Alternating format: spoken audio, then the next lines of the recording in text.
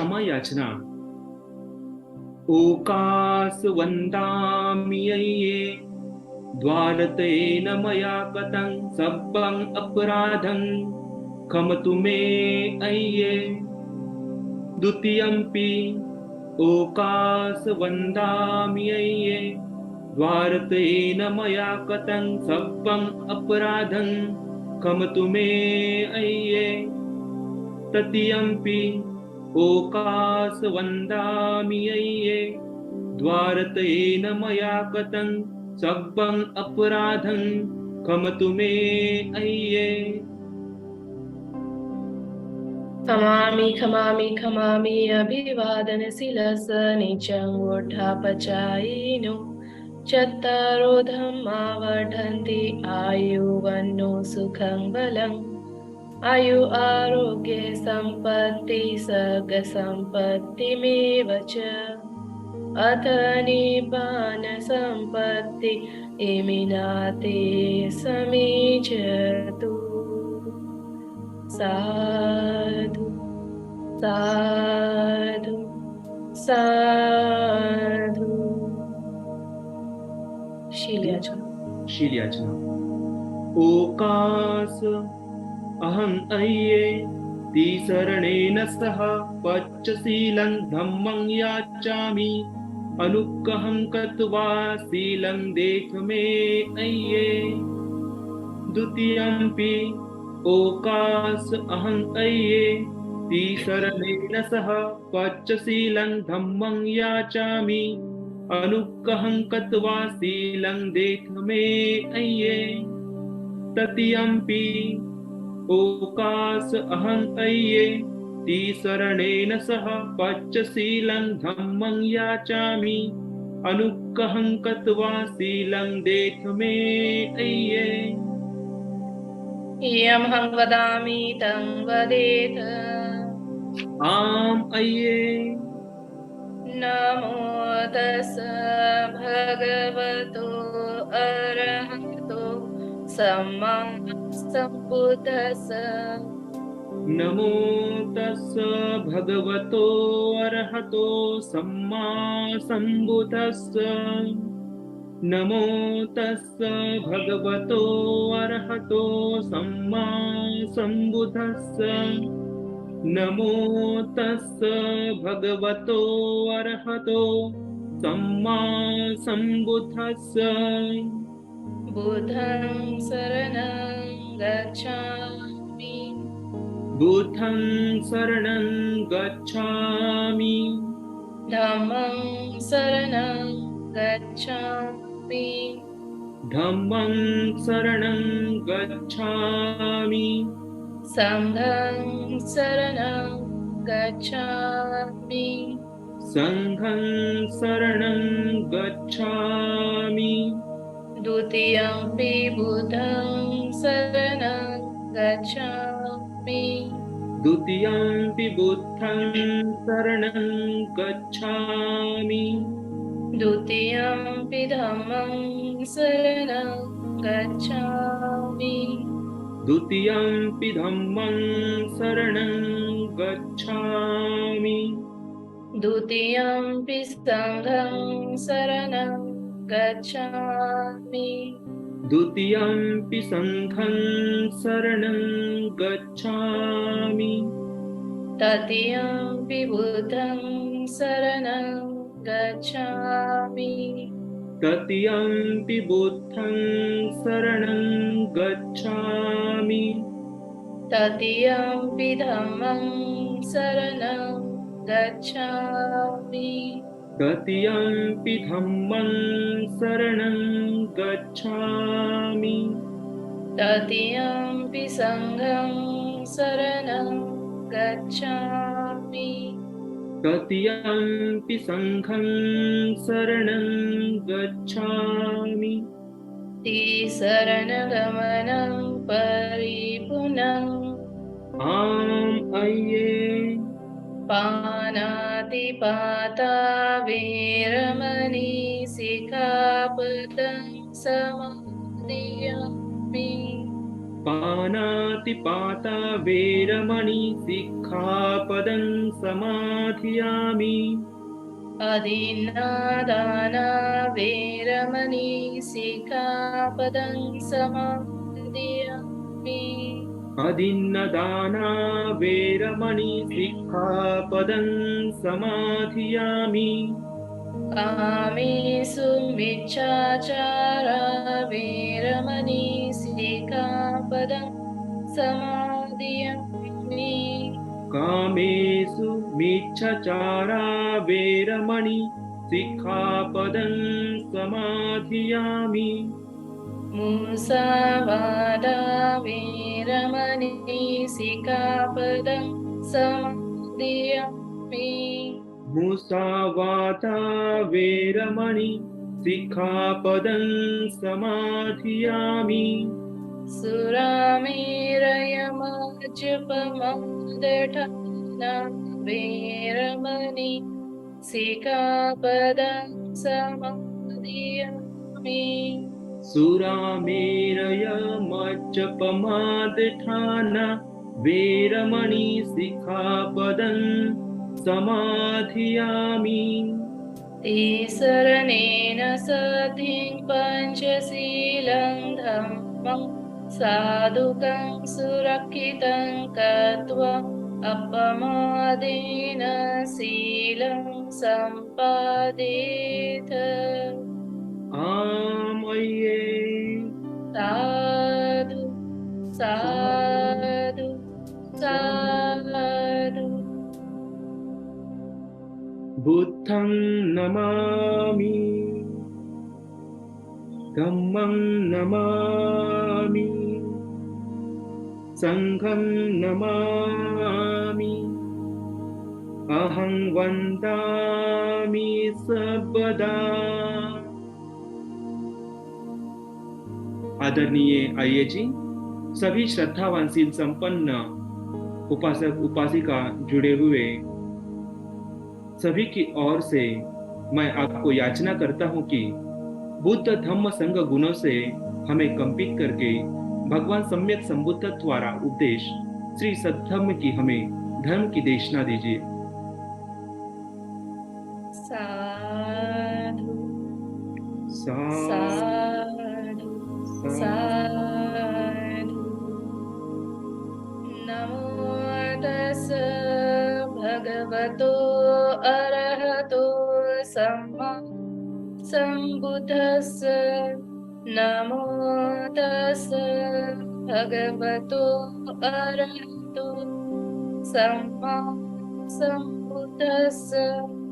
नमो तस्स भगवतो अरहतो सम्मा सम्बुद्धस्स। आज का हमारा विषय जय मंगल अट्ठगाथा, जिसका हम एक भाग पहले कर चुके हैं, जिसमें हमने 8 गाथाओं में से 4 गाथाओं की व्याख्या की थी। यदि आप लोगों ने वो सेशन ज्वाइन नहीं किया था तो उस सेशन का लिंक आप सभी को शेयर कर दिया जाएगा। ये बाद की 4 गाथाएं हैं जय मंगल अट्ठगाथाओं में, तो इससे पूर्व जो हमारी 4 गाथाएं हुई हैं आप उन्हें भी अवश्य देखें ताकि आप उनके बारे में भी विस्तृत रूप से जानकारी ले सकें। और हमने पहले सेशन में भगवान बुद्ध के 4 गुणों के बारे में जाना था, जिसमें भगवान ने दान आदि धर्म अर्थात पारमिताओं के बल से कैसे सेना सहित पूरी मार पर विजय प्राप्त की। साथ ही साथ दूसरा भगवान का गुण, उन्होंने किस प्रकार अपने बल से, अपने अनेक बल से आलवक यक्ष पर भी विजय प्राप्त की, और आलवक यक्ष पर जब उन्होंने विजय प्राप्त की तो उनका मुख्य बल जो था वो धैर्य और संयम का था। तो किस प्रकार उन्होंने धैर्य और संयम से आलवक यक्ष पर विजय प्राप्त की। इसी प्रकार किस प्रकार उन्होंने मैत्री रूपी जल की वर्षा से नालागिरी हाथी पर विजय प्राप्त की, और भगवान ने अंगुलीमाल जैसे डाकू पर भी, महान डाकू पर भी अपने रिद्धि बल से विजय प्राप्त की। और मैं आशा करती हूँ कि पिछले सत्र के पश्चात और इस सत्र तक आप सभी ने भगवान के इन चारों गुणों के बल से अपना मंगल तो किया ही होगा, साथ ही साथ आपने इन्हें अपने दैनिक जीवन में प्रयोग करके अनेक लोगों को जीतने का भी प्रयास किया होगा। आज हम भगवान के इसके पश्चात जो चार और गुण हैं जिसे भगवान ने अनेक अनेक लोगों को जीता, हम वो चार गाथाओं की व्याख्या करेंगे, जिसमें जो आपकी पांचवी गाथा है और आज की आपकी पहली गाथा है वो है चिंचा मांडविका को लेकर एक स्त्री जो गर्भवती बनकर आती है। उसकी गाथा कुछ ऐसे है। कत्वान कट्ठ मुदरम इव गभीनिया चिंचाय दुट्ठ वचनम जनकाय मज्जे संतेन सोम विधिना जितवा मुनेन्दो तम तेजसा भवतु ते जय मंगलानि। जिसने कठ, कठ अर्थात काष्ठ अर्थात लकड़ी का एक टुकड़ा बांधकर गर्भिणिया गर्भिणी होने का स्वांग रचा, नाटक रचा। चिंचाय उस स्त्री का नाम है चिंचा। दुष्ट वचनम जिसने दुष्ट वचन बोले। जनकाय मज्जे पूरी जनता के मध्य में, बहुत बड़ी सभा के मध्य में एक महिला जिसका नाम चिंचा था, वो अपने गर्भ में अपने पेट पर एक लकड़ी का टुकड़ा बांध कर आती है और सभी के सामने ऐसा प्रदर्शित करती है कि मैं गर्भवती हूँ और मुझे गर्भवती करने वाले भगवान बुद्ध हैं।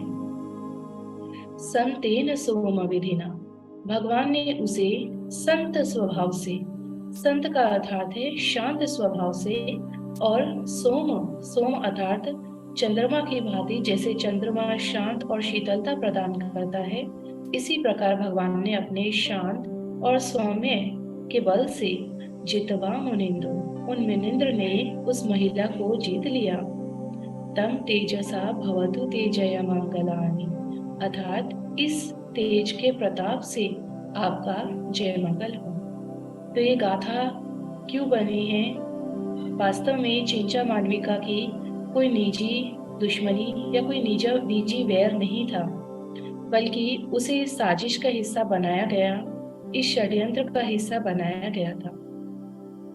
भगवान बुद्ध के समय में जानते थे, सभी लोग जानते थे, बहुत सारे उस समय संप्रदाय थे, बहुत सारे अलग अलग ऋषि मुनि अपना अपना संप्रदाय उस समय चलाते थे, और वो ये सभी जानते थे कि भगवान बुद्ध का और भिक्षु संघ का पूरे समाज में, राजाओं में, प्रजा में भी बहुत सम्मान है, बहुत लाभ और सत्कार उन्हें मिलता है।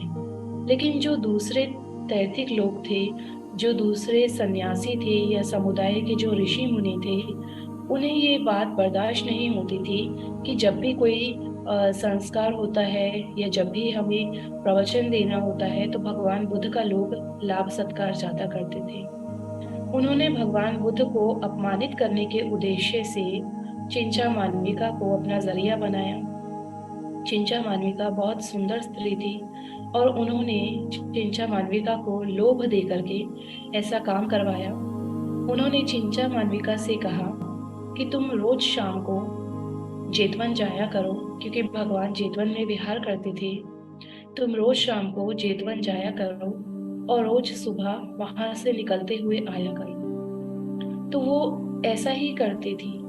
वो रोज शाम को अपने घर से जेतवन के लिए निकलती थी और मार्ग में जो भी उससे पूछता था कि इतनी रात को कहाँ जा रही हो, तो वो सबको बताया करती थी कि मैं जेतवन जा रही हूँ, भगवान के पास जा रही हूँ। और सुबह सुबह वो वहां से निकलती थी। इसका अर्थ ये नहीं था कि वो जेतवन में निवास करती थी। वो लोगों को ऐसा प्रदर्शित करती थी कि मैं वहां निवास करती हूँ, परंतु वो निवास नहीं करती थी। और सुबह सुबह वहां से निकलने का भी वो नाटक करती थी ताकि लोग उसे देखें। और जब लोग पूछते थे कि कहाँ से आ रही हो इतनी सुबह, तो वो बताती थी कि मैं भगवान की कुटी से आ रही हूँ, मैंने रात को वहीं प्रवास किया था। इसके पश्चात जब एक दिन भगवान अपने भिक्षु संघ के साथ एक सभा में बैठे हुए जेतवन में उन्हें धम्मदेशना दे रहे होते हैं, उस समय चिंचा मालविका वहां आती है और अपने पेट पर एक लकड़ी का टुकड़ा बांधकर, जो जेतवन में आने और जाने का सिलसिला था, ये सिलसिला लगभग 9 से 10 महीने तक चलता रहा। और इसके पश्चात चिंचा मालविका एक दिन पूरी भारी सभा में, जहाँ भगवान भिक्षुओं और उपासक उपासिकाओं को धम्म दे रहे थे, वहां वो आती है और कहती है, आपकी वाणी तो बहुत मधुर है। भगवान से कहती है, आपकी वाणी तो बहुत मधुर है, लेकिन आप इस बच्चे का परिहार नहीं कर सकते। आपने मुझे गर्भवती किया है, आपकी जिम्मेदारी है कि आप इसका पालन पोषण करें।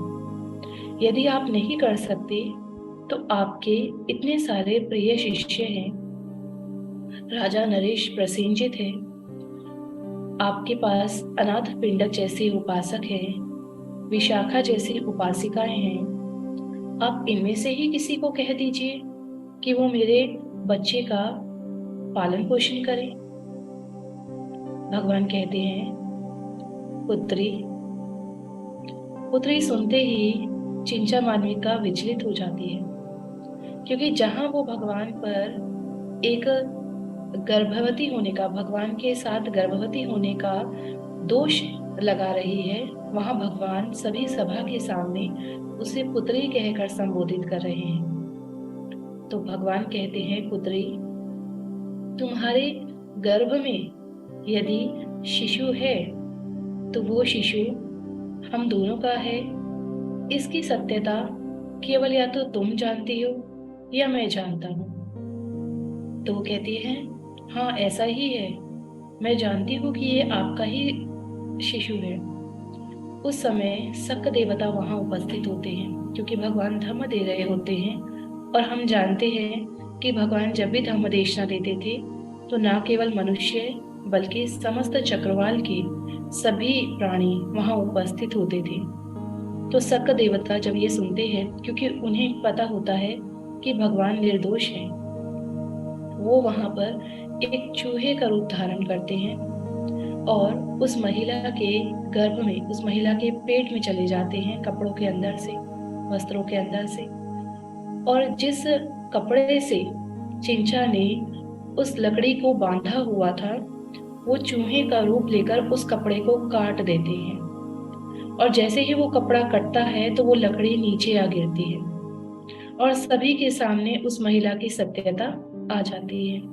तो उस समय वहां के लोग उसे मारकर वहां से भगा देते हैं। उस समय भगवान उन्हें बताते हैं कि भिक्षुओं, ये पहली बार नहीं है कि चिंचा मालविका ने ऐसा किया हो, पूर्व में भी इन्होंने ऐसा ही किया था। ये पूर्व में भी मेरे साथ ऐसा करने के कारण विनाश को प्राप्त हुई थी।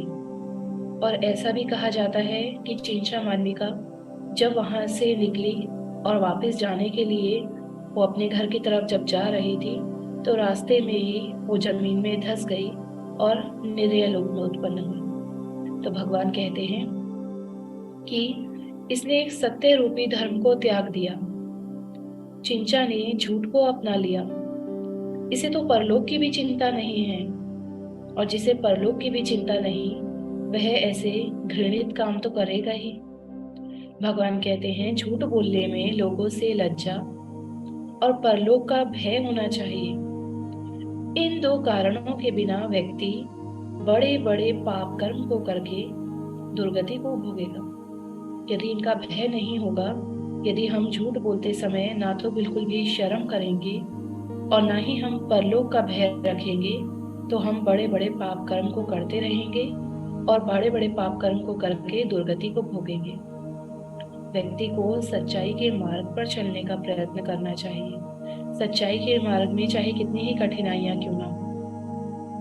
अब यदि हम अपने दैनिक जीवन से लें, तो हमारे जीवन में भी इस तरह की कई बार परिस्थितियां आती हैं कि कोई व्यक्ति हमारे ऊपर झूठा दोषारोपण करता है और हम लोग क्या करते हैं, अपना धैर्य, अपना शांति, अपनी सौम्यता खो बैठते हैं और ये साबित करने में जुट जाते हैं पूरी तरीके से दुष्ट प्रवृत्ति रख कर के भी हम लोग ये साबित करने में जुट जाते हैं कि उस व्यक्ति ने झूठा दोषारोपण किया।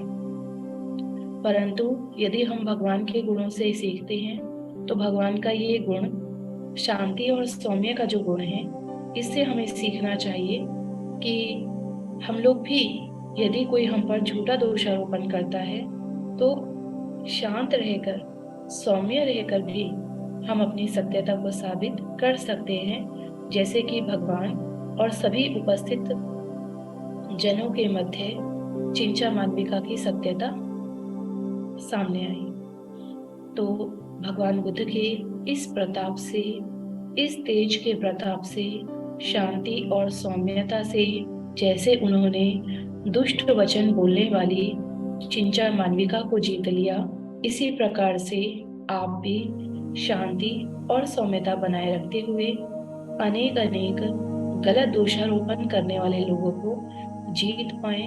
भगवान के इस तेज के प्रताप से आपका मंगल हो। ये 5वीं गाथा थी। अब इसके पश्चात हम 6ठी गाथा की तरफ बढ़ते हैं। 6ठी गाथा में जम विहाय मति सज्जक वाद केतुम वादाभिरोपित मनम अति अंध भूतम पय्याप दीप जलितो जितवा मुनिंदो तम तेजसा भवतु ते जय मंगलम। ये पय्या शब्द जो है बड़ा ही सुंदर शब्द है, प्रज्ञा, और इससे भगवान ने सच्चक नाम के व्यक्ति को जीत लिया। नाम उसका सच्चक था, लेकिन वो अपने नाम का बिल्कुल विपरीत था। अत्यंत अभिमानी, अत्यंत झूठा भाषण देने वाला, वाद रोकने वाला, वाद विवाद में संलग्न, इस प्रकार का व्यक्ति। और वो इतना अभिमानी था कि वो भगवान को भी श्रेष्ठ नहीं मानता था, वो स्वयं को भी भगवान से श्रेष्ठ मानता था। तो सज्जन जो था, जिन मुनींद्र ने सत्य को छोड़े हुए असत्यवाद के पोषक, अभिमानी, वाद विवाद परायण और अहंकार से अत्यंत अंधे हुए सच्चक नामक परिव्राजक को प्रज्ञा प्रदीप जलाकर जीत लिया, उस तेज के प्रताप से आपका मंगल हो। तो वो झूठ बोलता था, और झूठ बोलने वाले को या अभिमानी व्यक्ति को कैसे जीता भगवान ने? अपनी प्रज्ञा के बल पर जीता, अपनी बुद्धिमता के बल पर जीता। तो सच्चक की घटना क्या कहती है? सच्चक वैशाली के रहने वाले थे, और वो निगंठ नाथ पुत्र के समुदाय में एक परिव्राजक थे। मैं आपको बता दूं, निगंठ नाथ पुत्र, जिसे आज हम जैनी समाज बोलते हैं, जैन मुनि बोलते हैं, जैन मुनि को भगवान बुद्ध के समय से निगंठ नाथ पुत्र कहा जाता था। निगंठ को, जो पाली भाषा का शब्द है निगंठ, इसे हम हिंदी में अगर अनुवाद करते हैं तो वो होता है निर्ग्रंथ। क्योंकि जो उनके गुरु थे महावीर जैन, जब उनका परिनिर्वाण होता है तो उनके परिनिर्वाण के पश्चात उनके शिष्यों में वाद विवाद होता है, क्योंकि उनकी शिक्षाएं, उनके गुरु की शिक्षाएं कहीं पर भी संग्रहित करके नहीं रखी गई थी, ना ही वो समय समय पर उनकी शिक्षाओं को बार बार पढ़ते थे, उच्चारण करते थे ताकि वो संग्रहित की जाए। तो कोई भी उनका ग्रंथ निर्माण नहीं हुआ था, जैसे कि हमारा ग्रंथ है।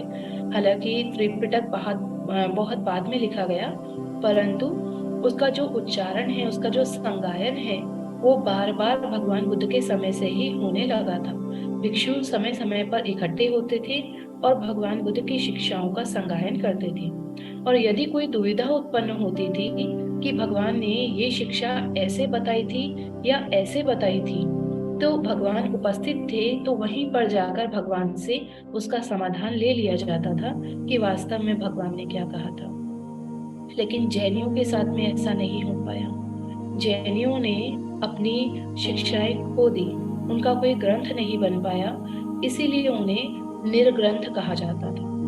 निर्ग्रंथ पाली में उन्हें कहा जाता है निगंथ। तो वो निगंथ नाथ पुत्र थे। नाथ उनका जो गोत्र था, जो कुल था, जैसे भगवान बुद्ध का शाक्य था, इसी प्रकार से। तो इसलिए जैन समुदाय के जो उस समय ऋषि मुनि थे या सन्यासी थे या भिक्षु थे, उन्हें निगंथ नाथ पुत्र कहा जाता था। तो सच्चक जो था वो निगंथ नाथ पुत्र के समुदाय में एक परिव्राजक था, यानी कि सन्यासी था, भिक्षु था। तो वो बहुत ही बकवादी था, मतलब बकवास करता था, जिसका कोई अर्थ ना हो ऐसी बातें करता था। पंडित मानी अपने दिखाता था और इसकी वजह से बहुत सारे लोग बहुत सा सम्मान भी उसको देते थे, क्योंकि बहुत बड़ी बड़ी बातें करता था। एक दिन उसने वैशाली में एक सभा में ऐसा कहा कि मैं किसी भी ऐसे श्रमण या ब्राह्मण, संघपति, गणपति, गणाचार्य, बल्कि किसी भी अरहंत, सम्यक संबुद्ध कहने वाले को भी नहीं देखता जो मेरे साथ वाद विवाद कर सके। अगर कोई मेरे साथ वाद विवाद करे तो उसकी बगल से, कांख से पसीना ना छूट जाए तो मेरा नाम सच्चक नहीं। ऐसा उसे अभिमान था अपने ऊपर। वो कहता है कि यदि मैं अचेतन स्तंभ से भी शास्त्रार्थ आरंभ करूं, मतलब मैं अगर बहुत ध्यान देकर के भी शास्त्रार्थ ना करूं, अगर मैं ऐसे ही कुछ भी जवाब भी दे दूं, तब भी कोई मेरे वाद से जीत नहीं पाएगा।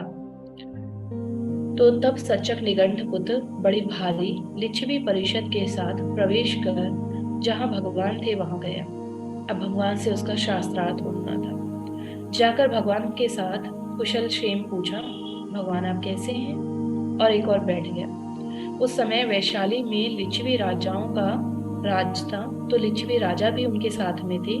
लिच्छवी राजा भी आते हैं और भगवान को अभिवादन करके एक और बैठ जाते हैं। एक और बैठे सच्चक निगंठ पुत्र ने भगवान से कहा, भगवान गौतम, मैं कहता हूँ कि ये जो रूप है ये मेरा है, ये जो वेदना है ये भी मेरी है, ये जो संज्ञा है ये भी मेरी है, ये जो संस्कार है ये भी मेरे हैं, और जो विज्ञान है ये भी मेरा है। हम पढ़ते हैं नाम रूप के बारे में, जिसे हम पंच उपादान स्कंध भी कहते हैं, और भगवान हमें बताते हैं कि ना तो ये रूप मेरा है और ना ही वेदना, ना संज्ञा, ना संस्कार, ना विज्ञान। मैं कहीं हूं ही नहीं, मैं एक भ्रम है खाली हमारा। तो लेकिन निगंठ नाथपुत्र वहां सच्चक जो है वो क्या कहता है कि मैं ऐसा मानता हूं कि ये रूप मेरा है, ये वेदना भी मेरी है, ये संज्ञा भी मेरी है, ये संस्कार भी मेरा है और विज्ञान भी मेरा है। तो भगवान कहते हैं मैं ऐसा नहीं मानता। तो भगवान उससे पूछते हैं कि ये चुप रहने का समय नहीं है, अब हमें इस पर चर्चा करनी ही होगी। तो उस समय जो है भगवान कहते हैं तुम्हें मेरे प्रश्न का उत्तर देना होगा। अगर तुम मेरे प्रश्न का उत्तर नहीं दोगे, भगवान सच्चक से कहते हैं, अगर तुम मेरे प्रश्न का उत्तर नहीं दोगे तो तुम जानते होगे कि मेरे प्रश्न का उत्तर ना देने वाले के 7 टुकड़े हो जाते हैं। और वहीं पर वज्रपाणी यक्ष खड़े होते हैं और हाथ में उनके चक्र होता है, जो बड़ी ही तेज गति से, लोहे का चक्र होता है जो बड़ी ही तेज गति से घूम रहा होता है, और उसे डर लग जाता है कि अब अगर मैंने गौतम के प्रश्न का उत्तर नहीं दिया तो मेरी गर्दन कट जाएगी और मैं यहीं पर ही मर जाऊंगा। तो वो कहता है, भगवान उससे पूछते हैं, भगवान अपने ही प्रश्न उससे पूछते हैं, तो तू क्या मानता है कि रूप मेरा आत्म है, क्या ये रूप तेरे वश में है? अगर तू चाहे कि मेरा रूप ऐसा हो जाए तो क्या तेरा रूप वैसा हो जाएगा? अगर तू चाहे कि मेरा रूप ऐसा ना हो तो क्या ऐसा होगा कि तेरा रूप वैसा ना हो? ऐसा कहने पर वो चुप हो जाता है। भगवान दूसरी बार भी पूछते हैं, तब भी वो चुप रहता है। तब भगवान तीसरी बार पूछने से पहले उसे बताते हैं कि यदि मेरे तीसरी बार पूछने पर भी तूने मेरे प्रश्न का उत्तर नहीं दिया तो तेरी गर्दन कट जाएगी। तो कहता है मैं उत्तर दूंगा भगवान, आप पूछिए। तो भगवान कहते हैं कि तू ऐसा मानता है कि ये रूप मेरा है, क्या ये रूप सच में तेरा है? अगर ये रूप सच में तेरा है तो ये रूप तेरे वश में होना चाहिए। तो क्या ये रूप तेरे वश में है? क्या जैसा तू कहेगा वैसा तेरा रूप बन जाएगा, या जैसा तू नहीं चाहेगा वैसा तेरा रूप नहीं बनेगा? तो वो कहता है नहीं गौतम, ऐसा तो नहीं हो सकता। मैं कैसे अपने रूप को बना सकता हूँ, जैसा मैं कहूँ वैसा मेरा रूप हो जाए। तो भगवान कहते हैं, होश में बात कर सज्जन, होश में बात कर, क्योंकि जो तूने पहले कहा और जो तू अब कह रहा है, ये दोनों बातें आपस में मेल नहीं खाती। पहले तो तूने कहा कि रूप मेरा है, और अभी तू कह रहा है कि नहीं, रूप मेरा नहीं है, मेरे वश में नहीं है। तो ये दोनों बातें तो विपरीत हो गई। और इसी प्रकार से वेदना, संज्ञा, संस्कार और विज्ञान के लिए भी तू कहता है। तो फिर भगवान उससे पूछते हैं, चल ये बता सच्चक कि ये जो रूप है, ये नित्य है या अनित्य है? तो वो कहता है, भगवान रूप तो अनित्य है। तो कहता है, भगवान पूछते हैं, जो चीज अनित्य है वो दुख देने वाली है या सुख देने वाली है? तो वो कहता है, गौतम अनित्य जो है वो तो दुख ही देगी ना, क्योंकि किसी भी क्षण छोड़कर जाएगी। तो भगवान कहते हैं कि जब तू जानता है कि रूप अनित्य है और वो दुख देने वाला है और परिवर्तनशील भी है, तो क्या ऐसा विचार करना उचित है कि ये रूप मेरा है, जबकि ये रूप तो कभी भी छोड़कर चला जाएगा, तुम्हारे वश में ही नहीं है? तो वो समझता है, कहता है, नहीं गौतम, अब तो मैं नहीं मानता कि ये रूप मेरा है। भगवान कहते हैं, क्या वेदना, संज्ञा, संस्कार और विज्ञान, क्या तू उन्हें भी ऐसे ही मानता है? तो कहता है, नहीं भगवान, अब तो ये सारे अनित्य हैं, दुख उत्पन्न करने वाले हैं, परिवर्तनशील हैं, तो ये कैसे जो है मेरे हो सकते हैं, कैसे मेरे वश में हो सकते हैं? भगवान कहते हैं, जो कोई दुख में पड़ा है, दुख में लिपटा है, दुख को अनुभव कर रहा है, दुख को ऐसा जानता हो, यह मेरा है, यह मैं हूँ, यह मेरा आत्म है, यदि वो ऐसा समझता है, तो क्या वह स्वयं दुख को हटा सकेगा या दुख को दूर फेंक सकेगा? तो वो कहता है, गौतम ऐसा कैसे हो सकेगा, ऐसा तो नहीं हो सकेगा। अब जब तुमने मान लिया कि मेरा रूप जो है वो अनित्य है और अनित्य चीज दुख उत्पन्न करने वाली है, जब ये रूप दुख उत्पन्न करने वाला है, तो फिर कैसे तुम इसके साथ में आसक्ति लगाए हो कि ये दुख मेरा है, ये रूप दुख देने वाला है, तो ये दुख मेरा है, मेरे वश में है, मैं इसे बाहर निकाल कर फेंक दूंगा। तो क्या तुम ऐसा कर पाओगे? तो कहते हैं, नहीं, मैं ऐसा नहीं कर पाऊंगा। भगवान कहते हैं, जिस प्रकार से तुम ऐसा नहीं कर सकते, उसी प्रकार से ये रूप जो है मैं या मेरा नहीं है। अब वो जो है वहीं पर नर्म हो जाता है, सच्चल जो है भगवान की शरण लेता है, और साथ ही साथ में भगवान उसको ये भी बताते हैं कि जहां पर सार ना हो, जहां पर निष्कर्ष ना हो, वहां निष्कर्ष ढूंढने चले हो। रूप को तुमने मैं मान लिया, ये निष्कर्ष नहीं था, इसका निष्कर्ष है ही नहीं, कंक्लूजन है ही नहीं। भगवान ने फिर वहां उदाहरण भी दिया कि यदि कोई व्यक्ति कुल्हाड़ी लेकर केले के पेड़ को जड़ से काटे, फिर उसके तना काटे, फिर उसकी जो जड़ से काटकर उसके सिर से उसको काटे, फिर काटने के बाद पत्ते की जो लपेटन होती है उसको उधेड़े, और वहां पर वो पत्ते की लपेटन को उधेड़ते हुए जो उसके अंदर का फल होता है केले का, उसको भी ना पाए, तो ऐसा ही तू है कि इतना मेहनत तो की पूरा पेड़ काटने से लेकर, लेकिन अंत में क्या हुआ? फल भी हाथ ना लगा। तो ये सार जो तू ढूंढ रहा है, ये सार नहीं है, ये निष्कर्ष नहीं है। भगवान कहते हैं, सच्चक तूने वैशाली में सभा के भीतर ये बात कही थी कि मैं किसी ऐसे श्रमण ब्राह्मण को नहीं जानता जो मुझसे वाद विवाद कर सके। यदि कोई मुझसे वाद विवाद करेगा तो उसके बगल से पसीना छूट जाएगा। लेकिन देख, अब तो तेरे ही ललाट पर पसीने की बूंदें आ गई हैं। तेरा देख, ऊपर का चीवर जमीन पर छूटकर गिरने लगा है। तेरी काया में पसीना आ गया है। और इतने में ही भगवान वहां उठते हैं और अपना चीवर खोलकर दिखाते हैं कि देख, मेरा शरीर अभी भी सुवर्ण है, सोने की भांति चमक रहा है, कोई पसीना नहीं है। ऐसा कहने पर निगंठनाथ पुत्र सज्जक वहीं पर मूक हो जाता है, गूंगा हो जाता है अपने कंधों को झुका लेता है, सर को झुका लेता है, नीचे की ओर अपना मुंह करके प्रतिभाहीन होकर यही सोचता बैठता है कि मैंने भगवान से ऐसा क्यों बोला। फिर भगवान एक और उदाहरण देते हैं। भगवान के साथ में जो भिक्षु संघ होते हैं, भिक्षु संघ भगवान से कहते हैं, भगवान ये तो ऐसा ही हो गया जैसा कि कोई तालाब हो, पुष्करणी हो और उसमें एक केकड़ा हो। केकड़ा बड़ा ही जहरीला जीव है, आप सभी जानते होंगे। तो केकड़ा हो और यदि उस केकड़े को उस पुष्करणी से बाहर निकाल दिया जाए तो बहुत से बच्चे जो है वहां पर उसके साथ में खेल रहे हैं और जैसे जैसे उसमें जितने कांटे लगे हैं जिससे वो काट सकता है, डंक मार सकता है केकड़ा जो है, वो एक एक करके केकड़े का एक एक जो है जहर जो डंक जो है वो निकालने लगे।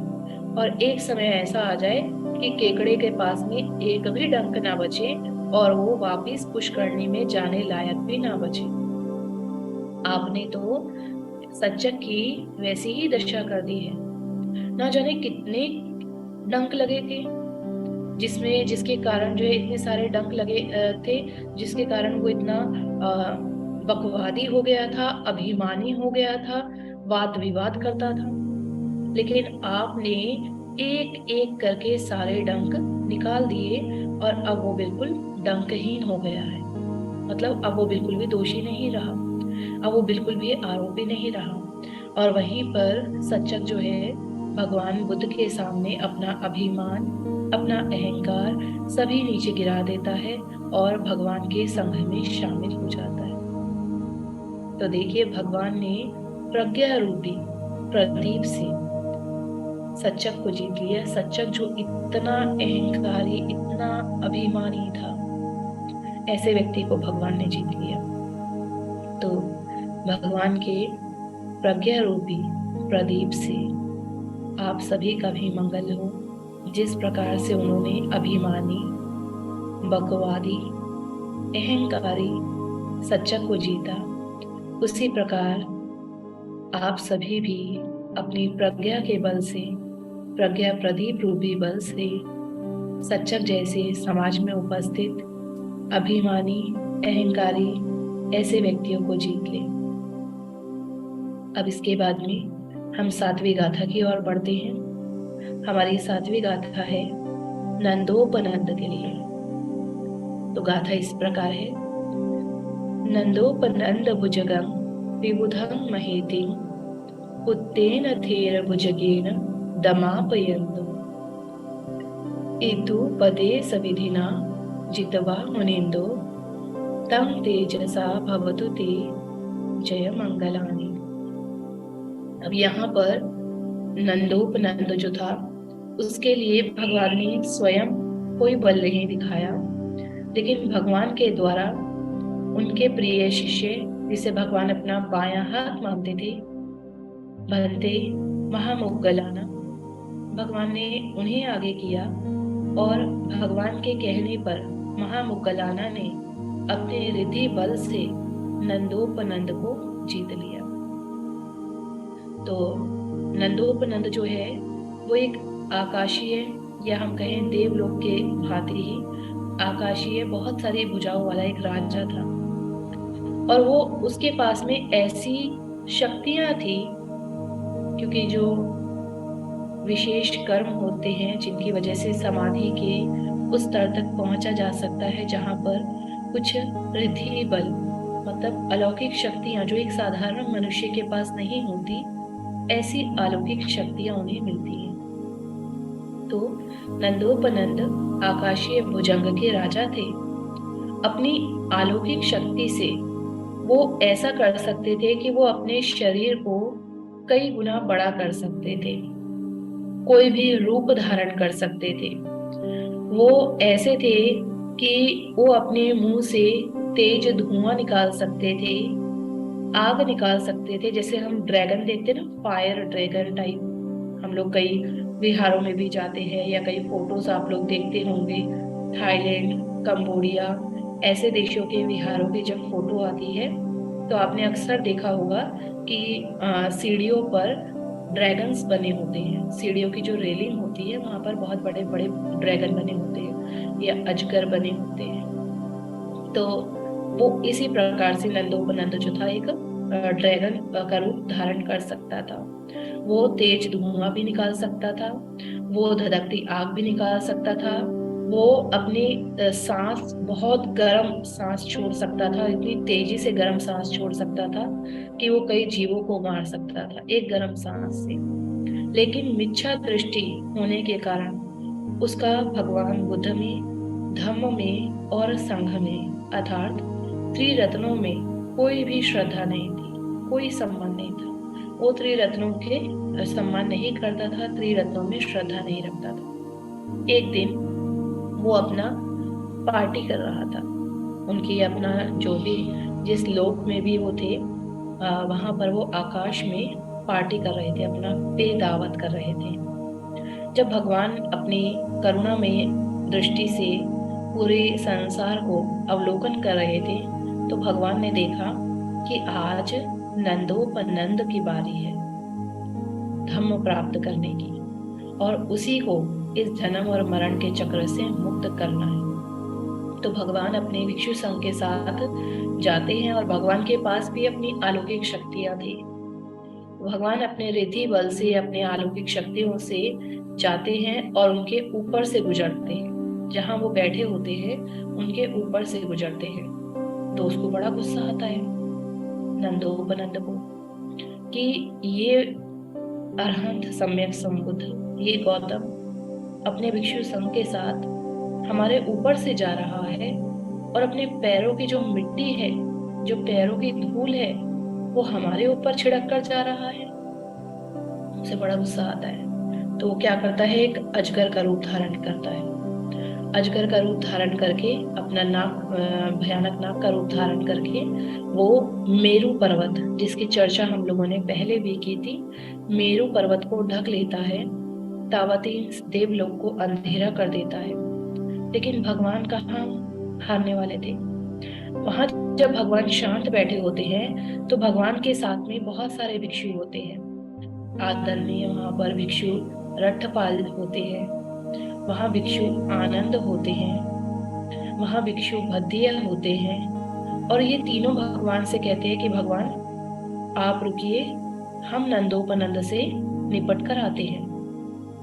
भगवान उन्हें मना कर देते हैं क्योंकि भगवान जानते हैं कि ये तीनों अरहंत तो थे, आनंद अरहंत नहीं थे, बाकी दोनों अरहंत तो थे, लेकिन अलौकिक शक्तियों में इतना निपुण नहीं थे कि वो नंदोपनंद से जीत पाए।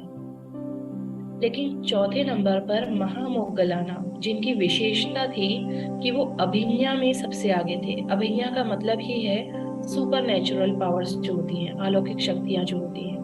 महामोग्गलाना की विशेषता थी, जिस प्रकार भंते सारिपुत्र की विशेषता थी कि वो प्रज्ञावान थे। अरहंत सम्यक संबुद्ध के बाद, गौतम बुद्ध के बाद यदि भगवान ने कहा कि मेरे बाद कोई प्रज्ञावान है तो सारिपुत्र हैं। और इसी प्रकार से भगवान के बाद यदि कोई अलौकिक शक्तियों में निपुण थे तो वो भंते मोग्गलाना थे। तो मोग्गलाना भंते भगवान से कहते हैं और भगवान आनंद, भद्दिय और रट्ठपाल, इन तीनों भिक्षुओं को तो मना कर देते हैं, लेकिन मोग्गलाना को मना नहीं करते।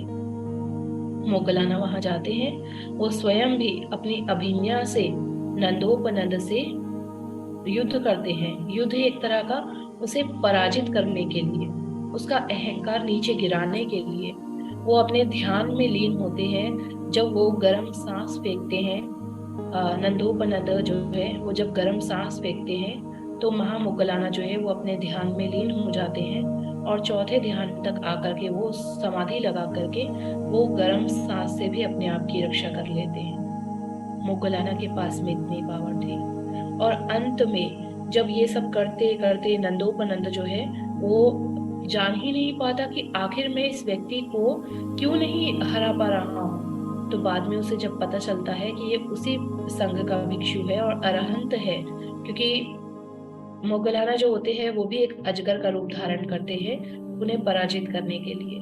तो जब वो उनसे कहते हैं तुम अपने असली रूप में आओ, तो वो अपने असली रूप में आते हैं, भिक्षु के रूप में आते हैं। और भिक्षु के रूप में आने के बाद भी वो उनसे नंदोपनंद जो है उनसे लगातार युद्ध करता रहता है। और उस समय में भगवान मोगलाना को भी समझाते हैं कि मोगलाना सावधान रहो, नंदोपनंद जो है बहुत शक्तिशाली है।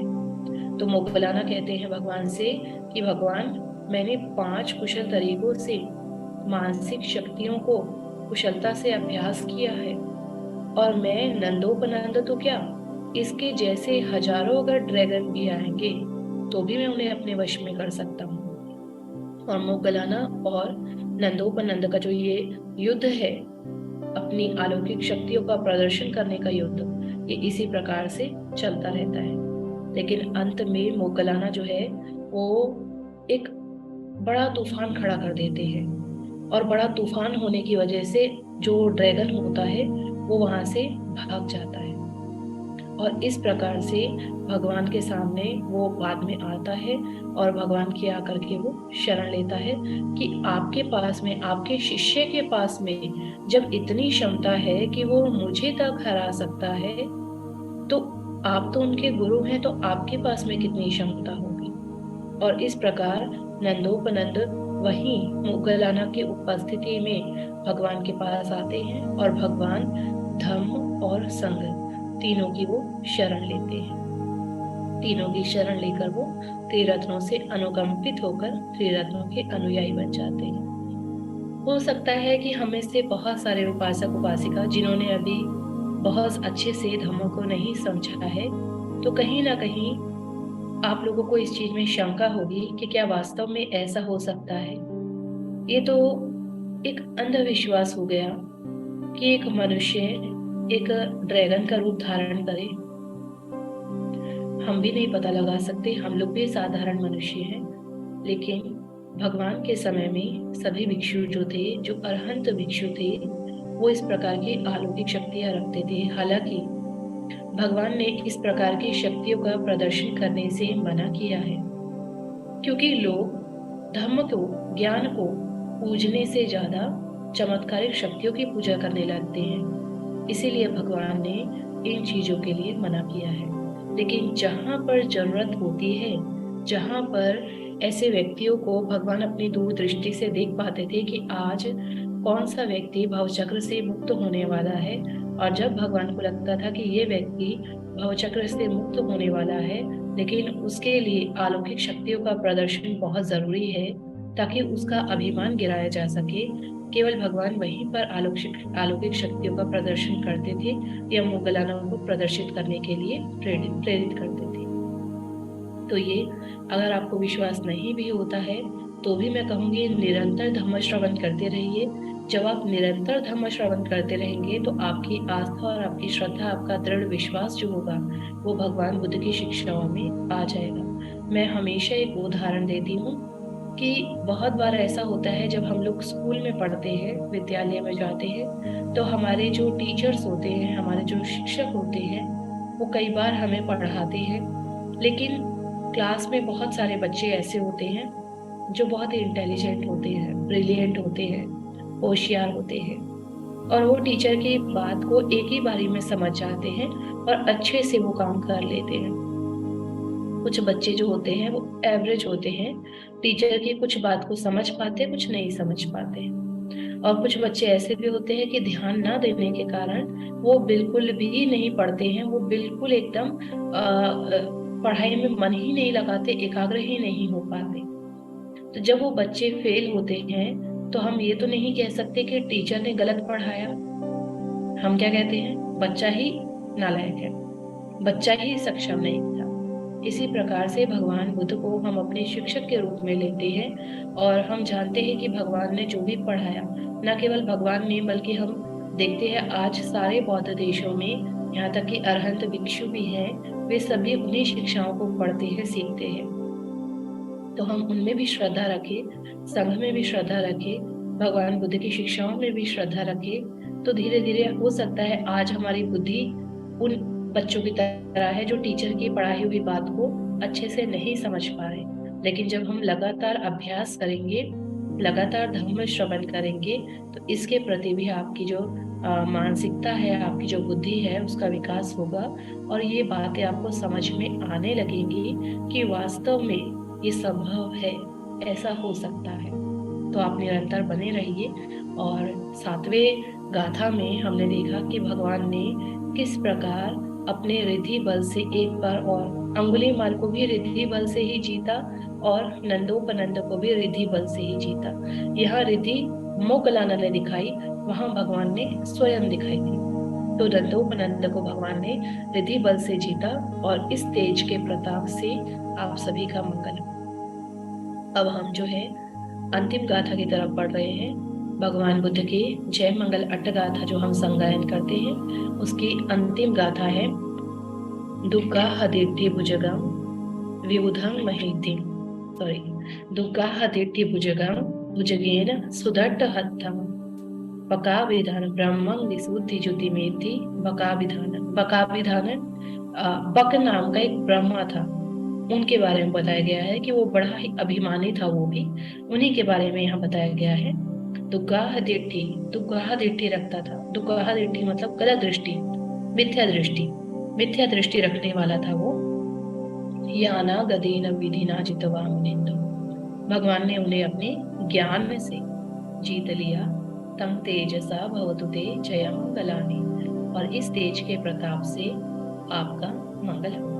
तो इस गाथा कहती है हमें कि जिन मुनीन्द्र ने भयानक मिथ्या दृष्टि रूपी सांप के द्वारा डसे गए विशुद्ध ज्योति और रिद्धि शक्ति संपन्न बक नामक ब्रह्मा को ज्ञान रूपी औषधि देकर जीत लिया, उन भगवान के प्रताप से तुम्हारा मंगल हो। यहाँ पर जिस ब्रह्मा की बात हो रही है वो मिथ्या दृष्टि वाले थे, उन्हें एक सांप ने काट लिया था। वो विशुद्ध ज्योति वाले थे, रिद्धि संपन्न थे, लेकिन मिथ्या दृष्टि रखते थे।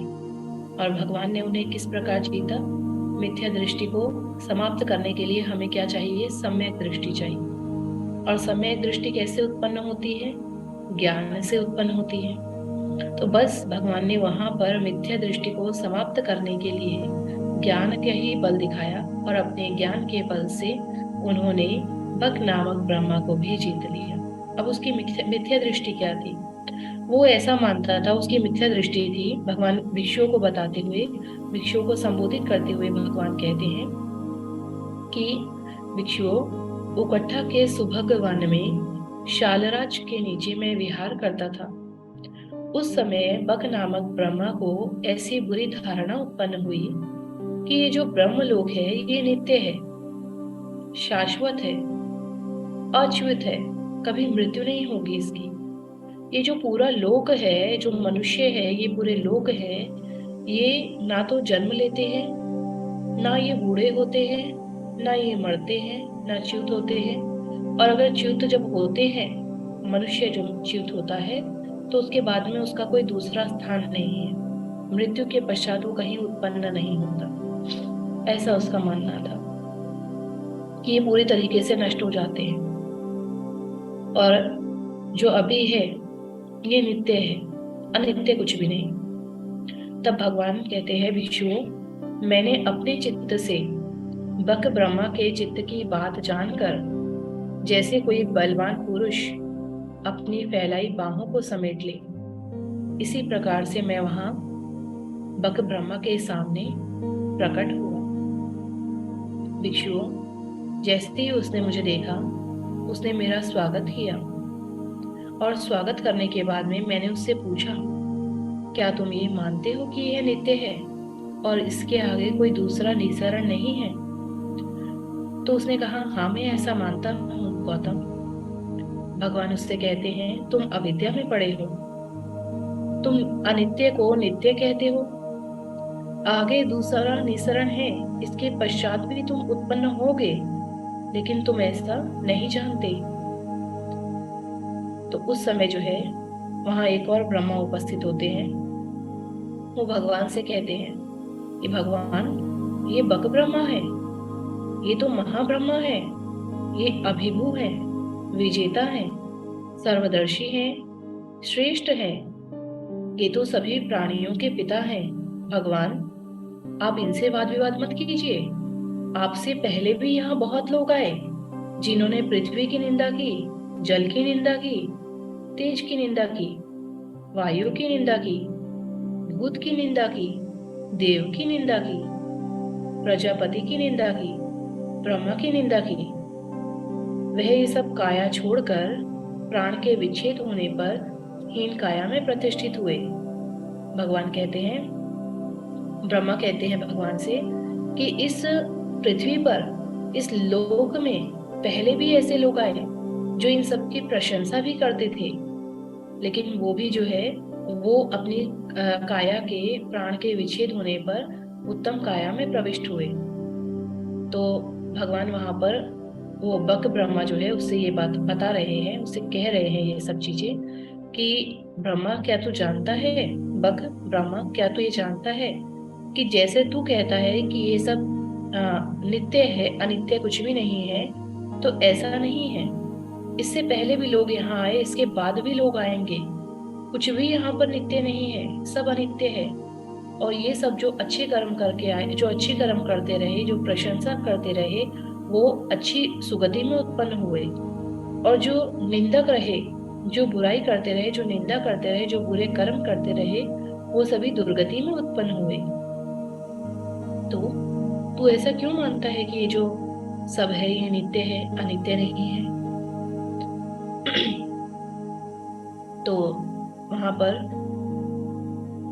जो ब्रह्मा होते हैं, ब्रह्मा, बक ब्रह्मा जो है, तो बक ब्रह्मा वहां पर उसके अंदर ऐसा अहंकार होता है कि मैं समस्त प्राणियों को अपने वश में कर सकता हूँ। तो भगवान वहां उसे ये भी कहते हैं कि देख ब्रह्मा, तू ऐसा मानता है कि तू बहुत शक्तिशाली है, तू सभी को अपने वश में कर सकता है, लेकिन देख मैं तो तेरे हाथ में नहीं आया, मैं तो तेरे वश में नहीं आया। और तू जो अपना शाश्वत वाद का जो वाद है तेरा, शाश्वत मतलब सदा रहने वाला, तो वो ऐसा मानता था कि ये शाश्वत सभी जो है नित्य है, सदा रहने वाले हैं। तो भगवान कहते हैं कि तू ये जिस बात पर जोर दे रहा है वो सत्य नहीं है, और ना ही तू जो है मेरे साथ में बहस कर सकता है। तो भगवान के सामने जो है उसने अपनी मानसिक शक्ति दिखाने का प्रस्ताव रखा कि हम अपने जो है मानसिक शक्ति रखते हैं, मैं दिखाना चाहता हूँ कि मैं आपको अदृश्य कर सकता हूँ। भगवान से वो कहता है बक ब्रह्मा कि मैं जानता हूँ कि मैं सत्य कह रहा हूँ, और अगर मैं सत्य कह रहा हूँ तो हम लोग एक प्रतिस्पर्धा रखते हैं, हम एक कंपटीशन करते हैं, मैं आपको अदृश्य कर दूंगा। तो वहां पर जो है भगवान जो है भिक्षुओं से कहते हैं कि भिक्षुओं, मैं अपने आप को ही तुम्हारे लिए अदृश्य कर दूंगा, तुम मुझे खोजने की कोशिश करो, बक ब्रह्मा ने कहा। लेकिन वो जो है ब्रह्मा नहीं कर पाता भगवान को अदृश्य, भगवान स्वयं को अदृश्य कर लेते हैं। जबकि जब ब्रह्मा खुद को अदृश्य करने का प्रयास करता है तो भगवान जो है उसकी सारी ताकत को खींच लेते हैं, एक तरह से हिप्नोटाइज कर देते हैं, वश में कर लेते हैं, और वो उसकी सारी शक्तियों को वहां पर रोक देते हैं, और वो अपने आप को गायब नहीं कर पाता, अदृश्य नहीं कर पाता। तो भगवान ने यहाँ पर दोनों तरह की बातें की। पहले भगवान ने उसे शब्दों के माध्यम से ज्ञान दिया कि सब कुछ अनित्य है, नित्य कुछ भी नहीं है, ये समझाने का प्रयास किया। और फिर जो बक ब्रह्मा का अहंकार था कि वो भगवान को अदृश्य कर सकता है, भगवान को वश में कर सकता है, किसी को भी वश में कर सकता है, भगवान ने उसका ये अहंकार भी खत्म कर दिया कि तू मुझे वश में नहीं कर सकता, ये तेरा अहंकार है, तू मुझे अदृश्य नहीं कर सकता, ये भी तेरा अहंकार है। उसने वहां अंधकार पैदा करने का भी प्रयास किया, लेकिन भगवान ने वो अंधकार को भी दूर कर दिया। अंत में जो है वो अपने अपने आप में ही शर्म महसूस करने लगा कि सारे के सारे लोग उस पर हंसने लगे थे कि वो निरंतर भगवान को पराजित करने का प्रयास कर रहा है, लेकिन भगवान को वो पराजित कर नहीं पा रहा है। तो इसी प्रकार से भगवान ने जो है उसे जब हरा दिया तो वो उसने छुपने का भी प्रयास किया, एक वृक्ष के नीचे बैठ करके छुपने का प्रयास किया, लेकिन जो है वो वहां पर छुप ना पाया। अंत में उसे वापस आना पड़ा क्योंकि सभी वहां पर उसका मजाक बनाने लगे थे।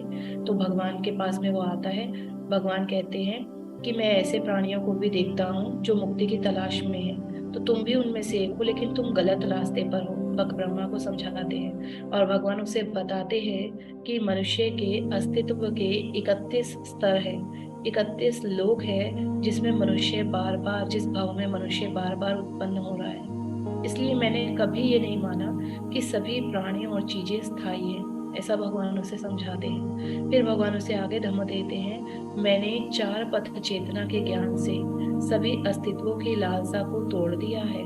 अब मेरा किसी भी अस्तित्व में उत्पन्न होना संभव नहीं है। तो बक ब्रह्मा को वो समझाते हैं कि जो तू कहता है कि कहीं पर भी दूसरा भव नहीं है, मृत्यु के पश्चात मनुष्य कहीं उत्पन्न नहीं होता, तो भगवान समझाते हैं कि ये सत्य तो है कि मृत्यु के पश्चात मनुष्य कहीं भी उत्पन्न नहीं होता, लेकिन वही मनुष्य उत्पन्न नहीं होता जिसने इस अरहंत पद को प्राप्त कर लिया हो।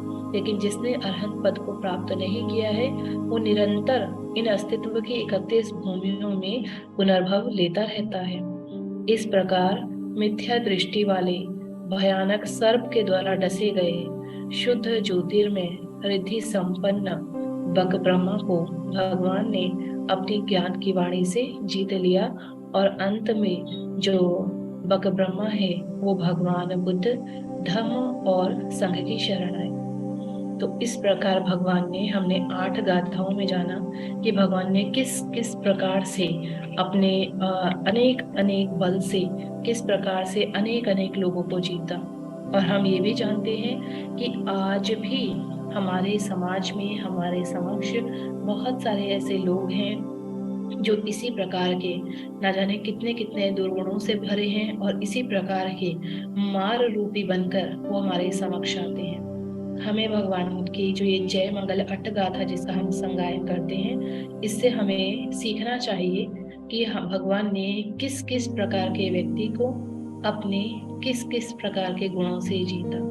बस उन्हीं गुणों को हम विकसित करें, और उन्हीं गुणों को विकसित करने के लिए आपको निरंतर अभ्यास करना होगा। ये एक दिन का काम नहीं है, आपको निरंतर अभ्यास करना होगा।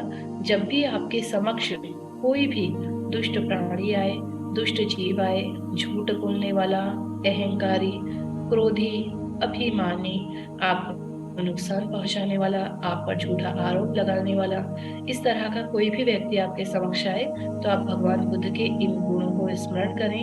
इन गुणों के अपने अंदर भी, अपने भीतर भी इन गुणों को विकसित करें, और इन गुणों का स्मरण करते हुए, इन गुणों के बल से, इन गुणों के तेज के प्रताप से आप अपना मंगल कर पाएं, और उस व्यक्ति की भी भगवान बुद्ध, धम्म और संघ में श्रद्धा उत्पन्न कर पाएं। ऐसा मंगल कामना करती हूँ।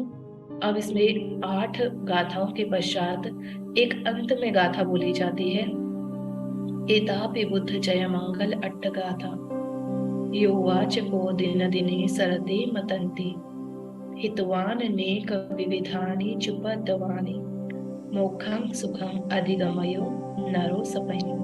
तो इसमें हम कहते हैं कि जो भी प्रज्ञावान पुरुष दिन प्रतिदिन इन 8 गाथाओं का संगायन करता है वो अपना मंगल कर पाता है।